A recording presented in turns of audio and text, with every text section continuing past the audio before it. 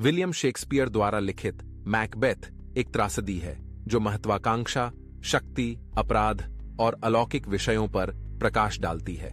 मध्यकालीन स्कॉटलैंड पर आधारित यह नाटक एक स्कॉटिश जनरल मैकबेथ के उत्थान और पतन का वर्णन करता है, जिसकी अनियंत्रित महत्वाकांक्षा उसके दुखद पतन का कारण बनती है।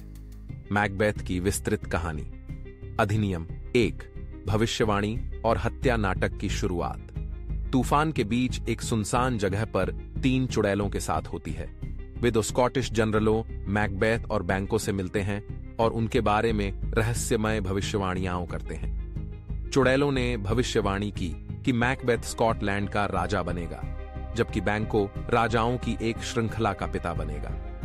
इस बीच मैकबेथ और बैंको नॉर्वे की सेनाओं और गद्दार स्कॉटिश थानेदार मैकडॉनवाल्ड के खिलाफ विजयी लड़ाई से लौट रहे हैं। उनका स्वागत दूतों द्वारा किया जाता है जो उनके नए शीर्षकों की खबर लाते हैं। मैकबेथ अब कावडोर का ठाणे है, एक शीर्षक जिसके बारे में उसे अभी तक सूचित नहीं किया गया था। चुड़ैलों की भविष्यवाणी सच होने लगती है।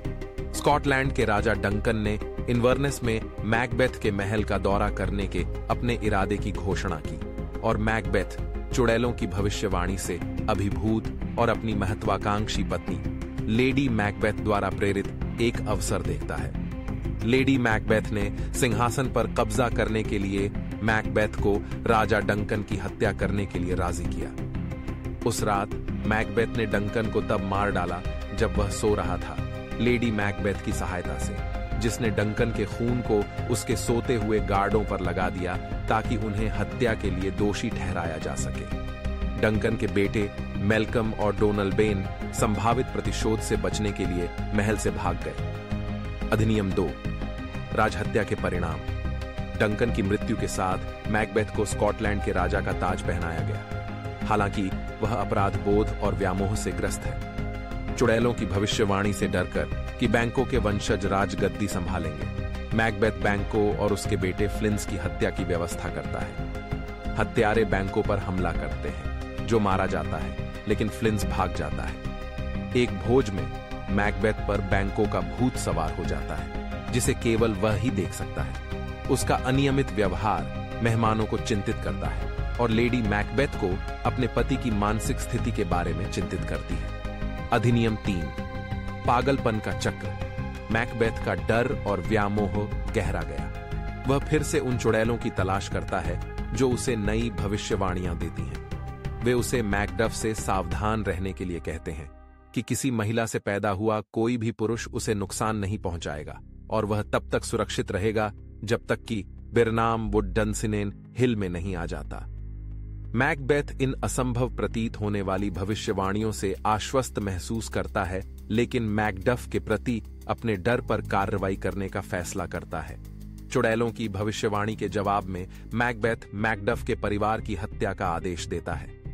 लेडी मैकडफ और उनके बच्चों की बेरहमी से हत्या कर दी गई, जिसने मैकबेथ के विरोध में मैकडफ को डंकन के बेटे मेल्कम के साथ सेना में शामिल होने के लिए प्रेरित किया।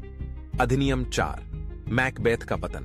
मैकडफ और मेल्कम मैकबेथ को उखाड़ फेंकने की तैयारी करते हैं। मेल्कम मैकडफ की वफादारी का परीक्षण करता है और एक बार आश्वस्त होने के बाद वे मैकबेथ के गढ़ पर अपने हमले की योजना बनाते हैं। इस बीच लेडी मैकबेथ का अपराध बोध पागलपन में प्रकट होता है। वह नींद में चलने लगती है और जब वह अपने हाथों से काल्पनिक खून के धब्बों को धोने की कोशिश करती है तो उसके परिचारक उसे देख लेते हैं, जिससे उसके अत्यधिक अपराध बोध का पता चलता है। अंतिम टकराव निकट आ गया है। चुड़ैलों की भविष्यवाणियों के कारण मैकबेथ अजेय महसूस करता है, लेकिन वह लगातार अलग थलग और हताश होता जा रहा है। ऐसा प्रतीत होता है कि बिरनाम वुड डंसिनेन हिल की ओर आगे बढ़ रहा है, क्योंकि मेल्कम की सेना बिरनाम वुड में पेड़ों की शाखाओं को छलावरण के रूप में उपयोग करती है। अधिनियम 5, दुखद अंत। अंतिम लड़ाई में मैकबेथ जमकर लड़ता है, लेकिन अंततः मैकडफ से उसका सामना होता है। मैकबेथ का दावा है कि वह अजेय है, क्योंकि उसे किसी महिला से जन्मे पुरुष द्वारा नहीं मारा जा सकता है। हालांकि मैकडफ ने खुलासा किया कि उनका जन्म सिजेरियन सेक्शन के माध्यम से हुआ था। इस प्रकार पारंपरिक अर्थ में एक महिला से पैदा हुआ नहीं। मैकडफ ने मैकबेथ को मार डाला और मैल्कम को राजा घोषित कर दिया गया। यह नाटक मैल्कम के सिंहासन पर चढ़ने और स्कॉटलैंड में व्यवस्था की बहाली के साथ समाप्त होता है, लेकिन मैकबेथ की महत्वाकांक्षा और पतन की त्रासदी अनियंत्रित महत्वाकांक्षा और नैतिक भ्रष्टाचार के परिणामों की याद दिलाती है।